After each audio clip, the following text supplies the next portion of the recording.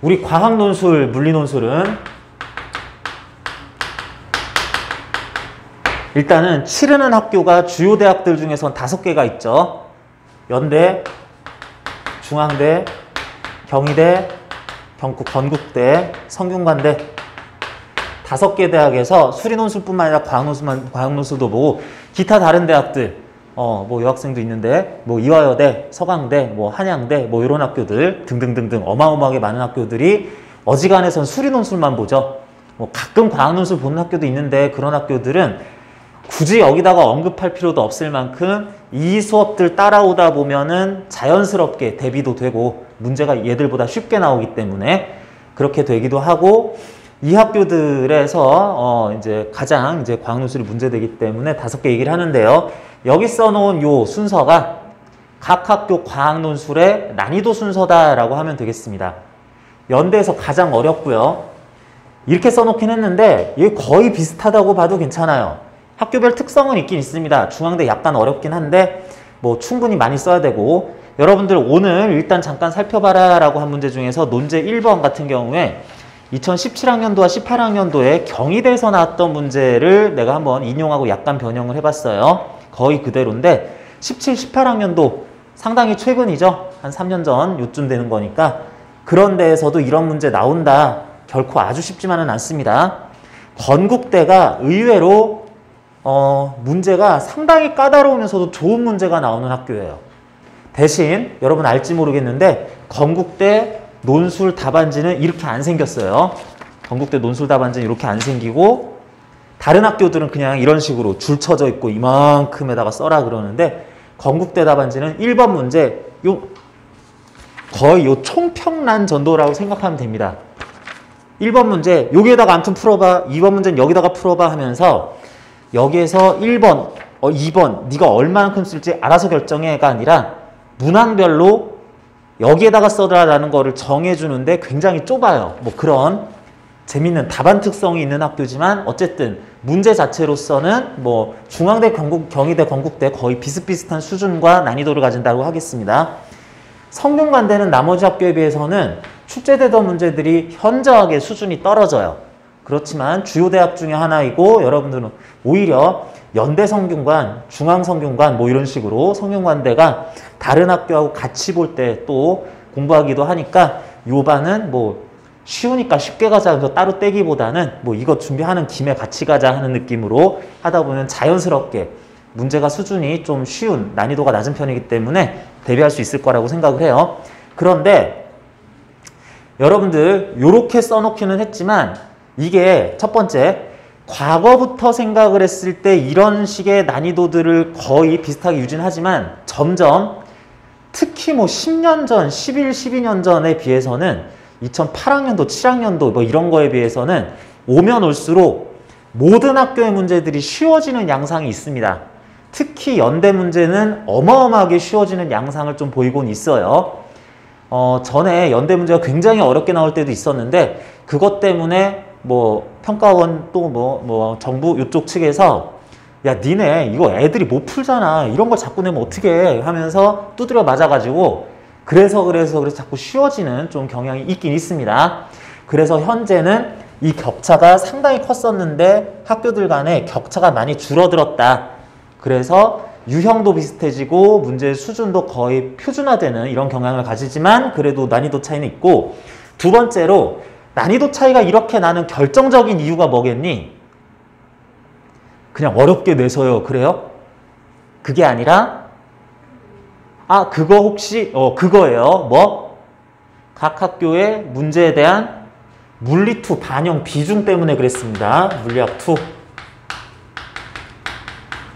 반영 비중이 연대에서는 거의 90%, 나머지 학교에서는 약 한 30% 내지는 40% 요 정도 수준에서 물리2를 관련한 내용으로 문제를 낸다라고 하면 되겠어요.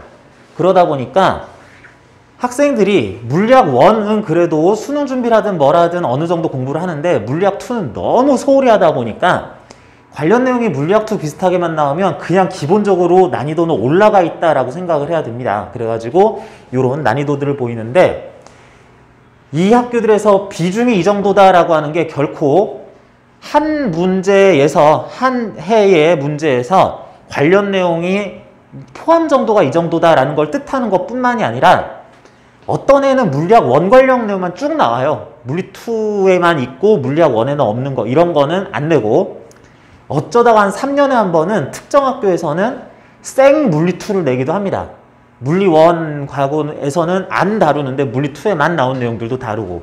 그래서 이게 특정 해에는 100%가 될 수도 있고 빵프로가 될 수도 있고 섞여 있을 수도 있는데, 대충 그 전체적인 통계를 내보면은 요 정도다라는 느낌으로 가져가도 되겠다.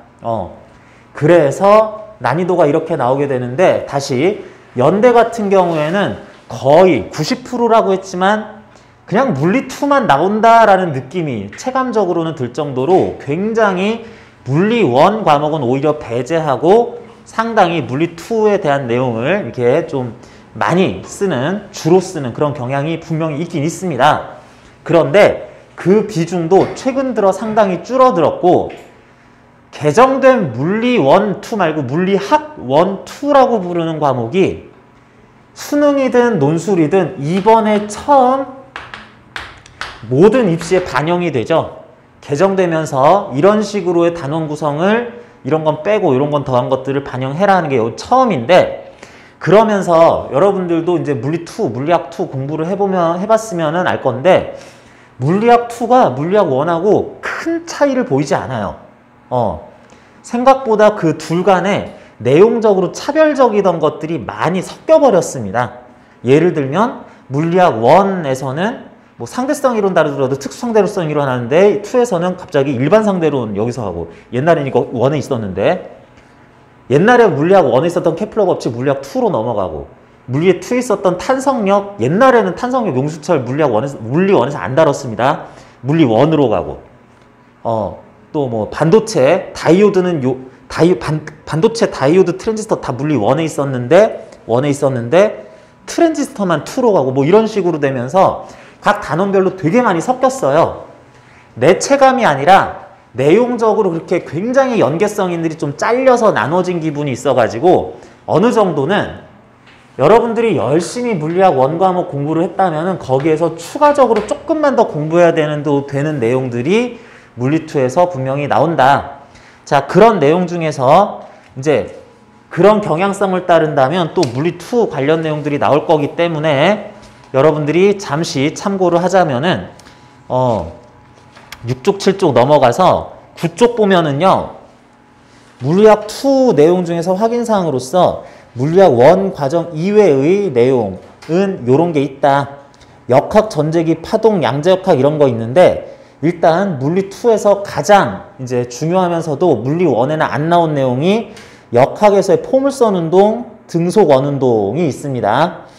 기타 2차원 충돌은 지금 물리 2에서도 안 하는데, 요거는 포물선 운동 이런 거 하다 보면 자연스럽게 나오기 때문에 여기다가 적어놨어요.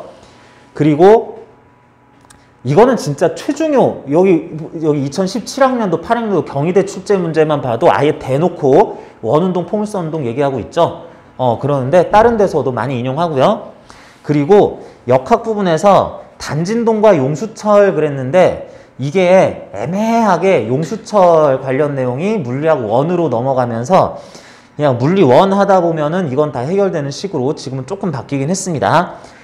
전자기 파트에서 전이차에 대한 개념과 등전이면 이런 게 있는데, 물론 여기에서 또 하나 해야 되는 게, 전기장이라는 개념 자체를 물리학 1에서는 잘 안 다뤄요. 거의 안 다뤄요. 자기장만 다루지.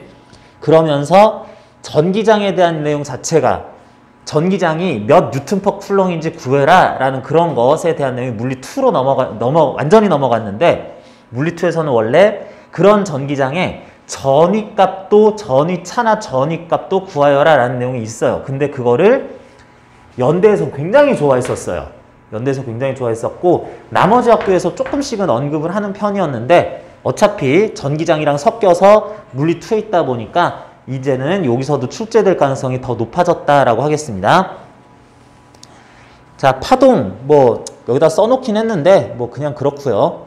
도플러 효과 이런 것 좀 알아두면 되는데, 어쨌든 생각보다 논술에서 나올 만한 내용으로서 역학에서는 포물선 운동, 등속 원운동, 전자기 파트에서 전기장에 대해서 어떻게 공부를 하고 이렇게 저렇게 하는 것들, 요게 최중요 또는 중요 내용으로서 이게 다예요. 여러분들 물리2가 반영이 된다라고 해서 물리2 내용을 내가 공부를 안 한 것에 대해서 그렇게 주눅들 필요가 없습니다. 실제로 논술 시험에서 물리학2 관련 내용이 인용이 될 수 있는 것들, 관련해서 나올 수 있는 주제들은 한정이 돼 있어요. 어느 정도는 한정이 돼 있습니다. 뭐 좀 얼토당토않게 뭐 억지로 문제 만들고 이러는 건 있을 수 없으니까 이 정도만 물리2다. 이런 거 추가로 공부 조금만 더 해야지 이런 느낌 가져도 됩니다. 자, 그래서 관련해서 모든 학교에서 난이도가 계속 갈수록 비슷해지거나 문제 유형이 유사해짐에 따라서 함께 준비하는 게 가능한데 실제 문제 나올 때에도 공부할 내용이 다 공통인 이런 공부 방법을 여러분들이 가져갈 수 있겠다. 그리고 혹시 아는 사람은 알 텐데 원래 연대에서 논술 문제 냈다라 그러면은 소위 이걸 냈어요. 플레밍 왼손 법칙 쓰면서 로렌츠 힘 다루는 문제를 냈습니다. 이거는 뭐 거의 빠지지 않고 매해 나온다. 과장해서 얘기하면 한 3년에 한 번 정도 안 나올 정도, 이 정도로 굉장히 자주 다룬다라고 할 그냥 연대 문제다. 굉장히 연대 문제는 예측하고 찍기 좋았었어요. 그랬는데 쉬워지면서 비중이 약간 줄어들기도 했고 고등학교 물리학에서 로렌츠 힘, 플레밍 왼손 법칙 쓰는 거 이게 없어졌습니다. 그래서 연대선 이걸 못 내요. 이제 맨날 이거 내던 학교가. 그러면 뭘 내겠느냐 했을 때 이제 다른 데서 내야 되는데 다른 데 찾아봐도 교과서가 개정되면서 내용이 많이 삭제된 이런 개정을 겪었기 때문에 결국에 낼 것들은 뻔하다. 이렇게 생각하면 되겠습니다. 그래서 여러분 혹시 혼자 공부하려고 할 때에도 연대 대비하는 학생들은 굉장히 힘들 거예요. 왜냐하면 연대 경향 한번 봐야지 하고 기출문제 이렇게 봤더니 이게 뭐지? 하고 교과서 보니까 없어. 개정되면서 사라졌던 내용 관련해가지고 그에 대한 주제로 문제들이 나왔었기 때문에 어떻게 공부할지 잘 이렇게 감이 안 올 수도 있었는데 뭐 그러면 더 쉬워지겠다. 이렇게 생각하면 되겠습니다. 전체적인 우리 수업에 대한 거, 수업 약간 외적인 거, 수업 자체 형식에 대한 거, 그리고 여러분들이 볼 논술 시험이라는 것, 학교별로 어떤 특징을 가지는지 얘기를 해봤습니다. 자, 이제 내용에 대한, 이론에 대한 설명이나 문제풀이를 하기는 해야 되는데 그것보다도 오늘은 훨씬 우선적이면서도 어떻게 보면 잔소리이고 어떻게 보면은 다른 모든 수업 내용들보다 우리 특강의 핵심이라고 할 수 있는 내용 같이 좀 검토를 할게요. 자, 여러분들 물리 논술을 준비하는데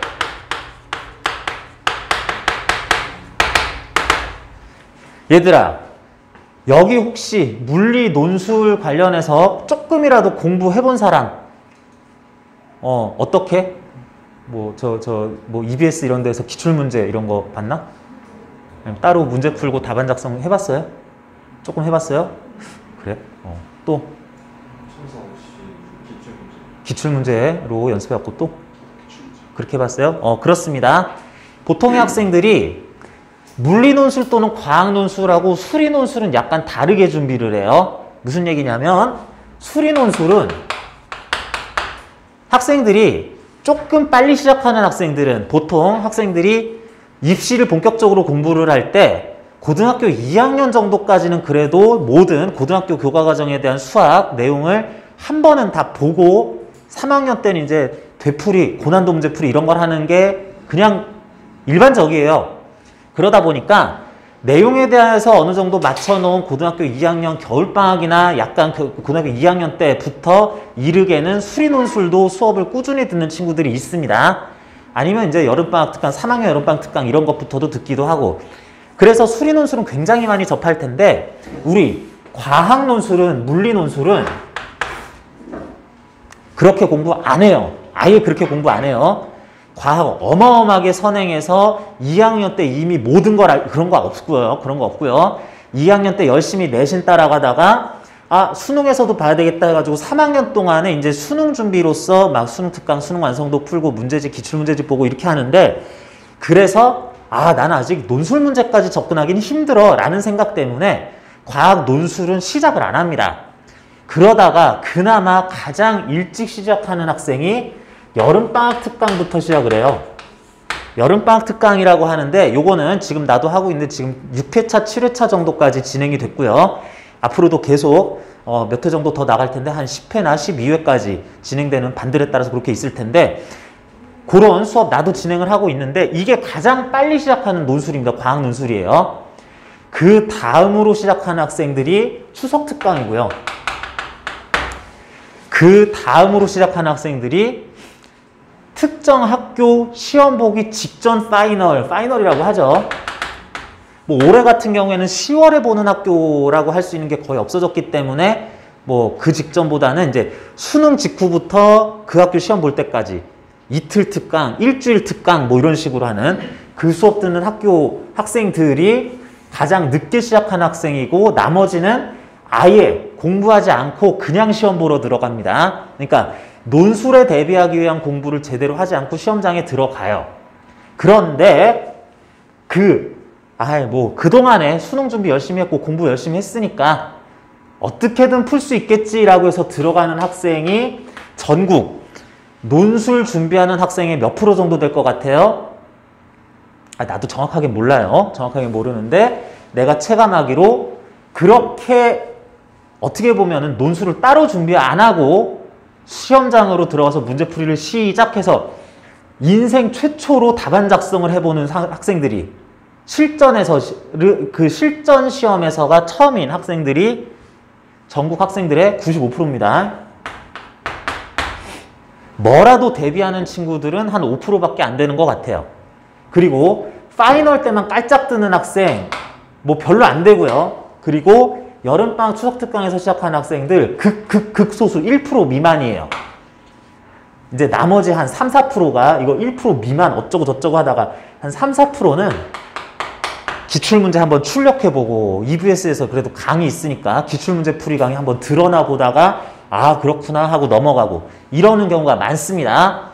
그래서 분명히 논술 수업을 제대로 들은 학생은 여름방학 때라도 추석특강부터라도 추석특강 들은 다음에 여름방학반으로 이렇게 합류하는 경우들도 많이 생기는데 말이 여름방학반이 이거 정규반이에요. 그냥 10월달까지 수업할 정규반인데 요렇게 합류를 하든 이렇게 하는 학생들이 그것도 그런 제대로 된 논술 수업으로 연습을 한 학생들은 극소수인데 이런 학생들이 분명히 같은 상황에 대해서 합격 확률이 무조건 높을 수밖에 없습니다.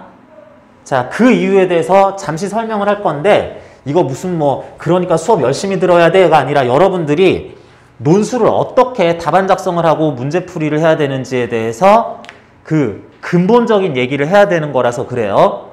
다른 내용 수업보다 이게 더 중요하다고 그랬습니다. 자, 왜 제대로 된 수업으로 훈련과 연습을 하면 합격 확률이 올라갈 수밖에 없느냐, 더 좋은 점수를 얻을 수밖에 없느냐. 첫 번째 이유는 당연히 여러분들이 물리2가 출제되는 비중이라든지 문제 유형을 어느 정도 겪어봤거나 풀이 방식을 안다면은 문제풀이를 조금이라도 잘하게 되겠죠. 문제를 풀 가능성이 높아지겠죠. 그거는 그냥 그러려니 하시고요.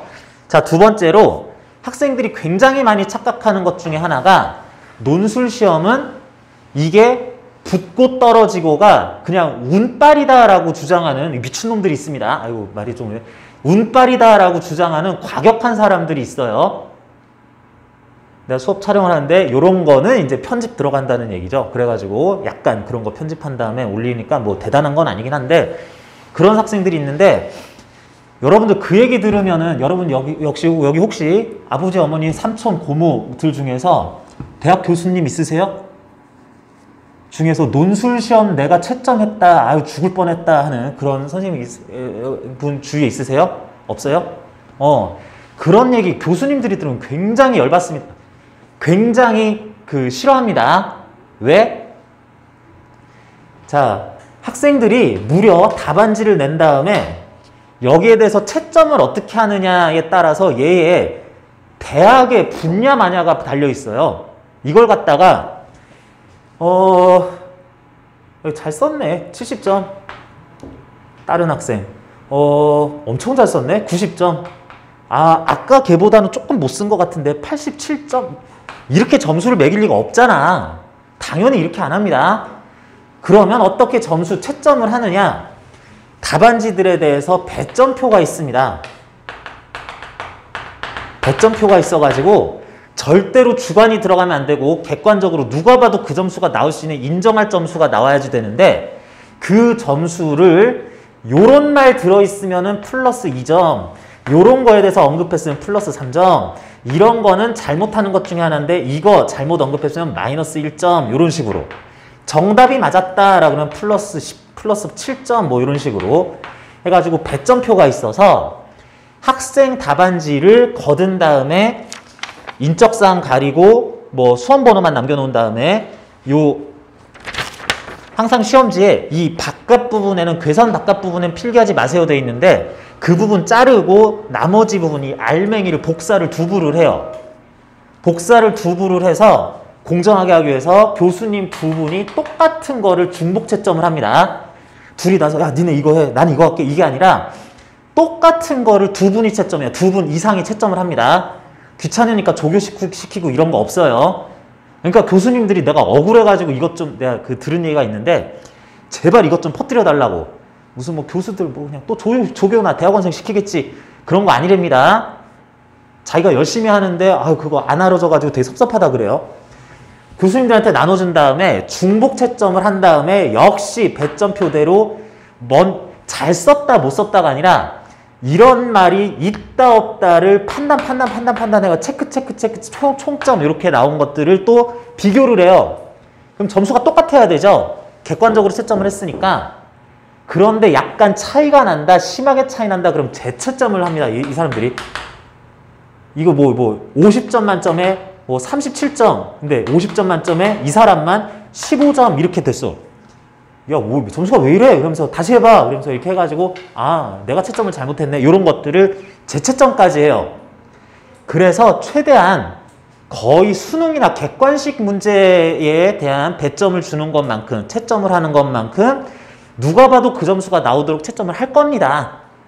그래서 우리는 배점표에 이런 내용이 있으면 득점을 할 거야, 가점이 있을 거야 라는 내용은 답안지에 쓰고 어차피 써봤자 여기 없을 내용은 안 쓰고 하는 요령을 알아야 돼요.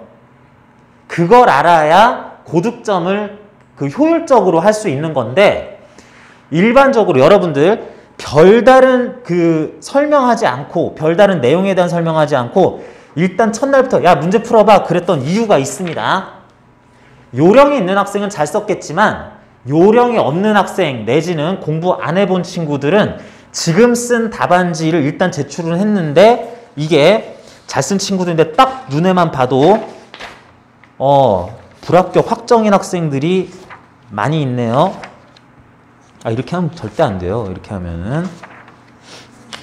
하면은 답이 맞았고 자기가 보기에는 되게 나름 열심히 고민해서 쓴 것 같아도 점수를 줄 게 하나도 없습니다. 건덕지가 없어요. 자, 무슨 얘기냐?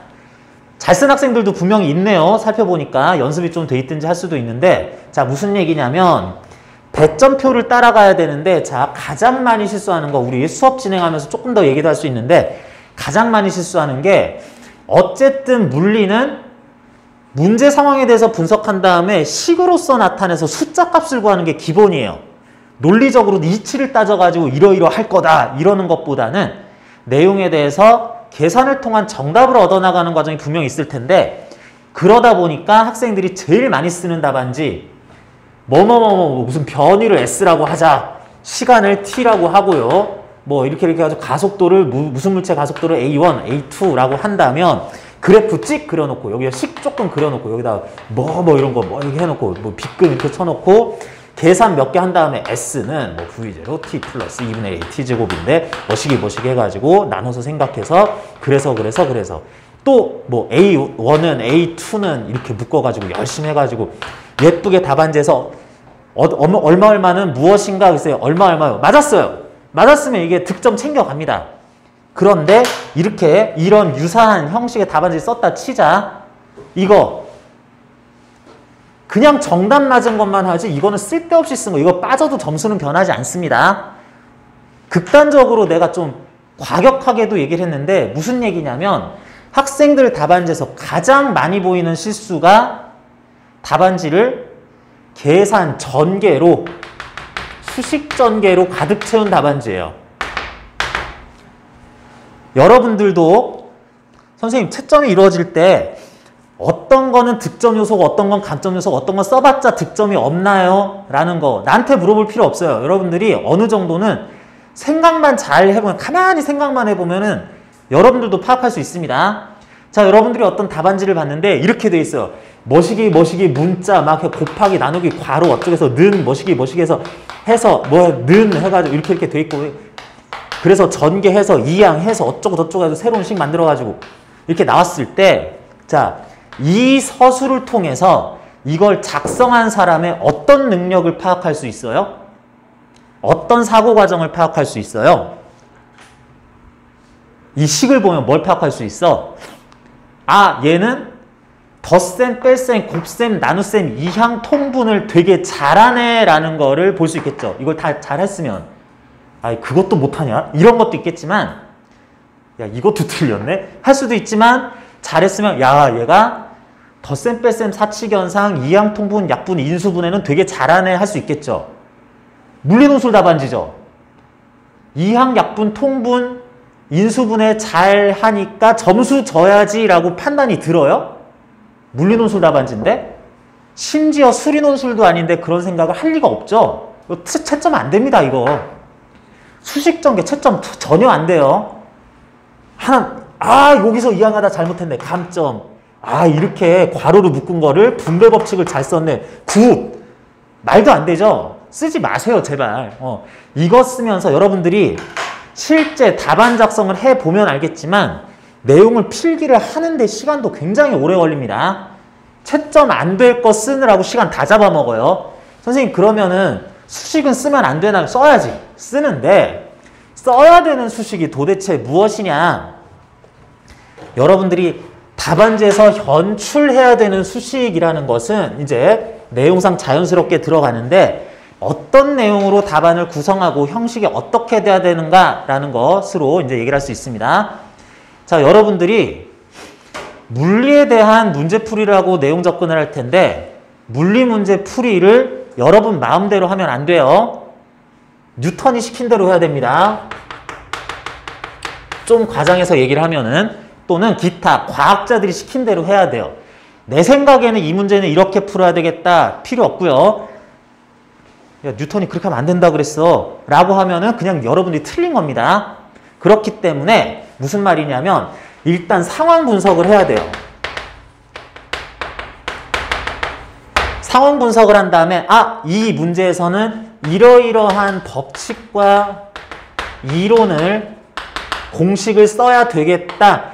이 상황상 이게 적용될 수 있는 상황이다 라는 얘기가 들어가야 되는 거고 그에 따르자면 당연히 수식 형태로 내용이 정리가 될 것이고 그 다음에는 너무 써놓고 끝나면 안 되고 그래도 한 번 정도, 한두 번 정도 약간 전개가 필요한 건 써도 돼요. 그런데 그거 내가 요렇게 변형을 했어요. 이렇게 계산을 했어요가 아니라 이러니까 되게 간단합니다. 정리하면 또는 뭐뭐뭐 따라서 수식 이렇게 따라서 여기 뭐 t 얼마, s 얼마, a 얼마 나왔을 텐데 따라서 그러니까 이렇게 됐으니까 알아서 정리하면 따라서 t는 얼마다 그냥 써버리면 돼요. 계산 쓸 필요 많이 없다니까. 수식은 써야 되지만 계산은 많이 할 필요가 없습니다. 내가 이렇게 했어요. 저렇게 했어요. 보여줄 필요는 없습니다. 그래서 또 계산할 거 있으면은 같은 방식으로 이번에는 이에 대해서 설명해 보면 이러니까 저러니까 반복을 하고 마지막에 정답을 얻어내면 되겠습니다. 상황 분석, 법칙의 적용, 수식으로 표현, 정답 쓰기 이것만 하면 돼요. 깔끔하고 모든 득점을 얻어갈 수 있는 방법입니다. 그런데 여러분들이 이렇게 쓰는 데 있어서 또 실수하는 게 뭐냐면 이런 식이에요. 지금 뭐 상황 분석이라는 것에 문제 조건을 그냥 베꼈어요. 이래서 저래서 이렇게 됐다.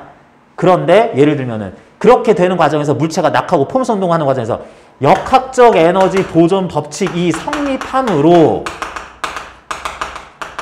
자 상황에 대해서 물체 질량은 m이라고 그랬고 물체를 최초의 v0라는 속도로 오른쪽으로만 던졌는데 이렇게 해가지고 공기저항 없이 물체는 공중에서 포물선 운동을 한다고 했을 때 역학적 에너지는 보존이 될 것이므로 물체에 대한 역학적 에너지 보존 법칙이 성립할 것이므로 최초 역학적 에너지 최종 역학적 에너지 얼마 같아야 된다 써놓은 다음에 전개 이렇게 해놓고 선생님이 시키는 대로 했어요 이렇게 하는 경우들이 있는데 이게 우수한 답안지 그냥 머릿속에서만 떠오르는 됐고 요건 내 머릿속에서 정리가 됐고 물체는 운동하는 동안에 역학적 에너지 보존된다 전개 막 약분한 거 이런 거 표시해주고 요거를 이렇게 보내면 뭐 이런 거 쓰는 친구들도 있습니다. 쓰지 마세요. 해서 정답 이렇게 쓰면 엉망진창. 방금 얘기한 것처럼 쓰면 우수한 답안지인데 매우 우수한 답안지는 이 뭐뭐뭐뭐 법칙이 지금 왜 쓸 수 있는지에 대해서 몇 마디 안 해요. 한 줄, 반 줄, 몇 마디, 단어 몇 개 더 써주면은 이게 매우 우수한 답안지가 돼버립니다. 자, 무슨 얘기냐면, 요거 조금 이해가 안 될 수도 있는데, 무슨 얘기냐면, 학생들의 일반적인 답안지는 이렇습니다. 상황 조건 쭉 얘기를 해준 다음에, 그냥 갑자기 나와요. 그러는 과정에서 물체는 역학적 에너지가 보존되므로, 이런 식으로 나와요. 또는 운동량이 보존될 것이므로 운동량 보존 법칙에 의해 이런 말이 나오는데 이게 어떠한 상황을 봤을 때 이제 제시 그리고 역학적 에너지가 보존됨으로 넘어가는 과정에서 뭔가가 더 필요한 게 있고 필요하지 않을 때도 있습니다. 무슨 얘기냐? 다시 어떤 조건을 썼을 때 그 상황에서 지금부터 운동이 이루어지는 과정에서 여러 가지 법칙이 만족이 될 수가 있어요. 예를 들면 물체가 낙하한다라고 합시다. 특정 높이 H점에서 낙하해서 땅바닥에 떨어질 때까지 물체의 역학적 에너지 보존 오케이. 역학적 에너지 보존되죠. 이 과정에서 운동량 보존 법칙 성립하니? 운동량 보존 법칙은 쓸 상황이 아닌 겁니다. 물체 간의 충돌이나 이런 거 없이 실제로 이 물체 자체의 운동량은 또 변해야 되기 때문에 그런데 떨어지는 과정에서 연력학 1법칙 적용돼요? 연력학 1법칙 문제 없어요? 당연히 성립하죠. 연력학 1법칙은 틀리면 안 됩니다. 낙하하는 과정에서 연력학 2법칙 성립해요? 자연스럽게 자발적으로 일어나는 과정이 낙하 과정일 것이기 때문에 이것도 성립을 할 겁니다. 예를 들면 이런 식으로 가장 간단한 예를 들었는데 지금 이 문제에서 왜 이게 성립을 하는지도 중요하고요. 다른 법칙도 성립을 하는데 굳이 왜 이걸 또 썼는지에 대해서 약간 더 쓸 필요가 있겠다. 야, 이거 성립하는, 상황. 갑자기 이게 성립한대. 야, 이것도 성립하는데? 이런 거에 대해서 여러분들이 굳이 이걸 언급하는 이유까지도 얘기를 해줄 필요가 있겠다. 그 요령에 대해서 여러분들이 문제로서 연습하도록 오늘 문제를 내준 거예요. 또는 풀이 과정에서 서술을 어떻게 해야 되는지에 대해서 어떤 방식, 표현을 써야 되는지에 대해서 얘기해 주기 위해서 이걸 낸 겁니다. 자, 그래서 문제가 쉽다 그래서 쉬운 게 아니고 정확하게 써야 되고 어렵다 그래서 어려운 게 아니라 그에 대해서 핵심 내용만 쓰면 되는 거예요. 자, 약간 내용 외적인 것으로는 마지막으로 어마어마하게 중요한데 조금만 더 얘기할게요. 여러분들의 마음가짐에 대한 얘기입니다. 자, 여러분들이 지금 보면 이제 써서 낸 학교들이 있는데 여기 안에서도 자신이 지원한 학교에서도 약간 그 학교들의 커트라인이나 스펙트럼이 좀 갈리고 특정 학교에 대해서도 과에 따라서 그런 게 좀 달라질 거예요. 자, 그렇다 치고 여러분들 이제 수시 지원 끝났는데 수시 지원하고 해당 학교 학과 최종 경쟁률 확인했어요? 대충 얼마 나오디? 한 30대 1씩은 나오죠? 좀 낮은 학교가 20대 1은 요즘엔 잘 없더라고. 높은 학교는 40대 1, 30대 1에서 그 평균이고 내가 모 한의학과가 100대 1인가 107대 1인가까지라고 내가 지금 들었는데, 그리고 모 의대는 400대 1 뭐 이렇게 된다고 들었는데, 여러분 지원 학교 거의 30대 1 정도 수준이죠. 자, 100대 1, 30대 1, 20대 1이 의미가 있느냐? 아무 의미 없죠. 100대 1이면 합격 확률이 몇 프로? 1%. 30대 1이면 3.3%. 20대 1이면 5%. 선생님 5배 차이 나는데요. 의미 잘 안 와닿아요? 100대 1이면 불합격 확률이 99%. 20대 1인데 불합격 확률이 95%. 안 된다는 거죠.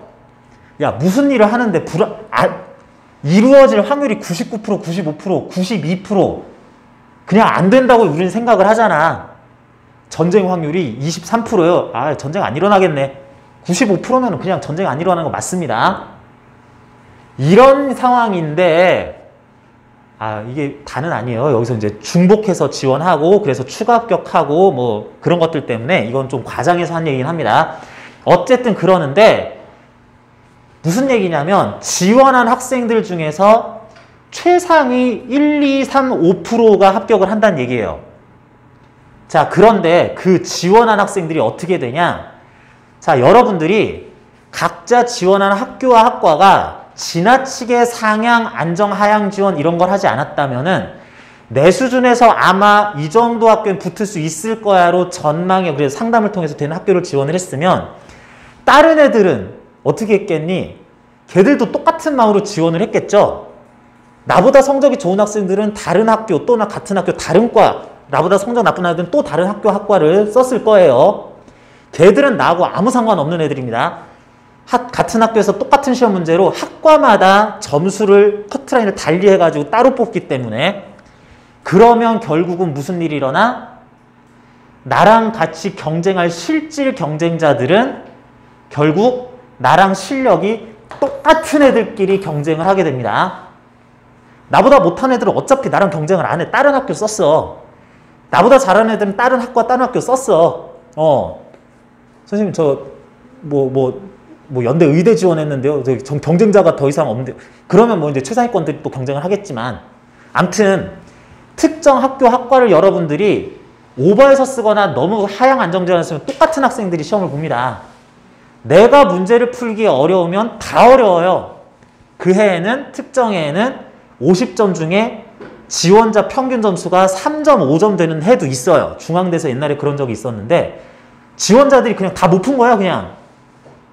어떤 애는 학생들이 뭐 100점 만점이라 치면 95점이 평균 점수가 될 때도 있습니다. 성균관대 문제 뭐 이런 것들은 쉽게 나올 때는.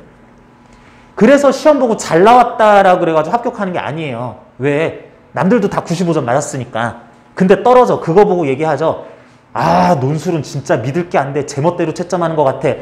아니, 네 점수가 기본 점수라니까. 애들 그 문제는 다 맞춰요. 붙은 애들도 지들이 왜 붙은지 몰라요. 나 이거 못 풀었는데, 못 푼 문제 되게 많은데 왜 붙었지? 운이 좋았나? 아니, 다 못 풀었다니까. 그런데 거기에서 뭔가 조금이라도 잘난 애들이, 남들이 50점 만점에 뭐 37점 맞을 때 얘 38점 맞아가지고 합격하는 겁니다. 나 36점 맞았어. 어쩌라고, 탈락인데. 차이가 거의 안 나지만 이 차이 가지고 합격을 하게 되는 거예요. 여러분이 제대로 원서 지원만 했다면. 그런데 그 차이는 뭐고 평균 점수는 뭐겠느냐? 여러분들이 별다른 준비를 안 했다고 생각을 했을 때 쓴 답안지, 이걸 얘들이 다 똑같이 쓴다고 생각하면 돼요. 나보다 못 쓰지도 않고 잘 쓰지도 않지만 못 쓰는 학생도 없다고 생각하면 됩니다. 여러분들은 현재 여러분들이 별다른 준비 안 한 상황에서 썼을 답안지보다 조금만 더 답안지를 예쁘게만 쓰면 돼요. 그러는 데 있어서 실력을 올릴 필요도 있겠지만 요령을 올릴 필요가 있습니다. 요령을 습득할 필요가 굉장히 있고, 기왕이면, 그러니까 똑같은 답안지 어떻게 쓸 거 다 틀리고 맞는 사람 거의 없고, 알았어, 딱 이만큼 그 정도가 똑같을 텐데, 거기에서 약간의 득점만 하기 위해서 벌써 여러분들은 할 수 있습니다. 나 답안지에다가 수식 전개 중심으로, 그걸 나는 답안지의 연습장화라고 하는데, 열심히 수식 계산해서 열심히 풀었다 냈는데 이건 아니구나 싶으면은 고치면 되죠. 그렇게 함으로써 여러분들은 그렇게 썼을 때보다 점수는 이미 올라와 있는 겁니다.